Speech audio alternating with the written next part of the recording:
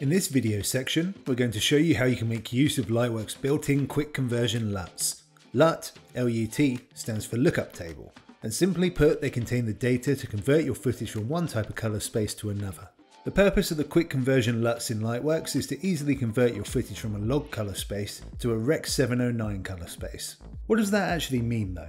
Well, if we play our footage back, you can see it's a nicely compositioned shot with a lot of detail captured, but it's also very flat and lifeless when it comes to things like colour and contrast. This is an intentional aspect of shooting in log, which you should always do if possible. With log, the goal is for your camera to capture as much detail as possible by sacrificing those other aspects, knowing that you can bring them back during post-production.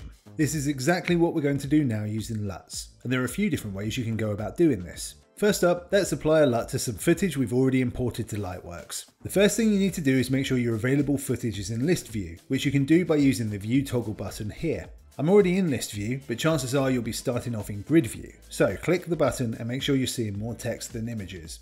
In list view, right click on your column headers here and you'll get a list of available additional sections. They're alphabetical, so scroll down to the L's and click on the box next to LUT to activate it. As you can see, that's activated an additional Lut column with a drop down box for each piece of footage. We'll click on the drop down next to the footage that's currently placed on our timeline and you'll be met with a list of common camera manufacturers. Now this is important. While log is a specific shooting concept, it's not universal. There are many variations of it and each camera manufacturer has its own version of it. In order to make the best use of quick conversion LUTs, you need to know what type of log footage you're applying the LUT to. If you shot this footage yourself, then you should already know, but if it's been provided to you by someone else, then you may need to check the metadata or inquire with that person to find out. For our footage here, I know this was shot on a Sony a7S III and used the S-Log3 camera profile with an S-Gamma3 preset. What all that means doesn't really matter for the purpose of this tutorial. The important thing is just that you know what settings we use so you can apply the correct LUT. So knowing what settings we use means we know what LUT we're looking for and can just scroll down the list. You can see some of the names here are cut off, but that's okay. You can just drag the edge of the column header along to expand the width of the list. So we'll keep scrolling through our list and there it is. S-Gamma3, S-Log3. Perfect. At this point, it's just as simple as clicking on it and there you go. Let's change our footage into something much more natural and realistic looking. I'll play that back a bit now so you can really see the difference. Just as a reminder, I'll edit in some pre-LUT footage here. And now back to the footage with the LUT applied. Makes all the difference, right? But what happens if you choose a different LUT? Well, it all depends on the LUT you choose, really. Some of them will have completely the wrong look, like this one, for example. But if we choose another incorrect one that's closer to the desired look, you can see it's not too bad. Pretty close.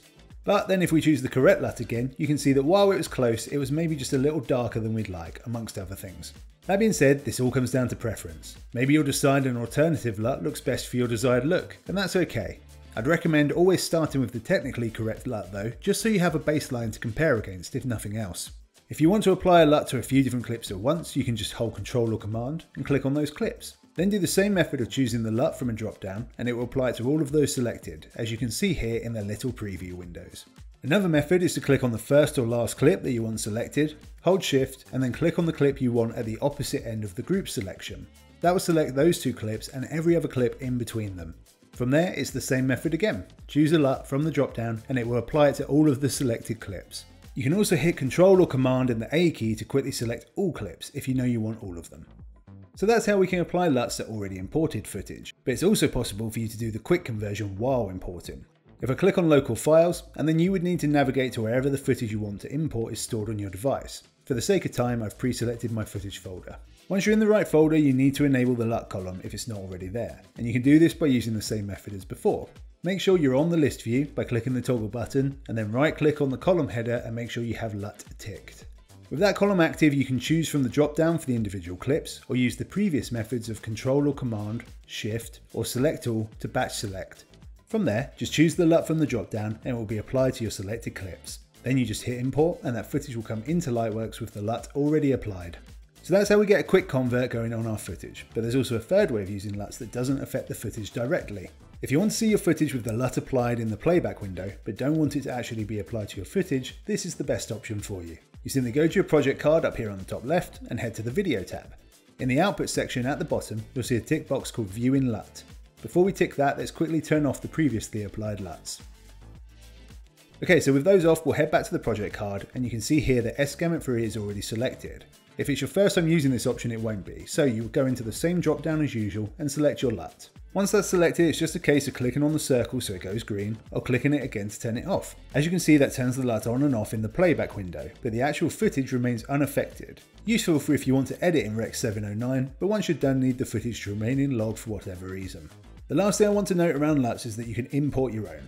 If I choose the user option from our list, you can see some I've imported previously. These ones serve a different function to our quick conversion LUTs. They're from a Halloween inspired project meant to recreate the look of specific films. So if I choose the Evil Dead one, for example, you can see that it applies a LUT that tries to recreate the look of that film. We have a shortcuts video around exactly how you import and use these types of LUTs, so I will link that down in the description below and you can check that out. And there we go.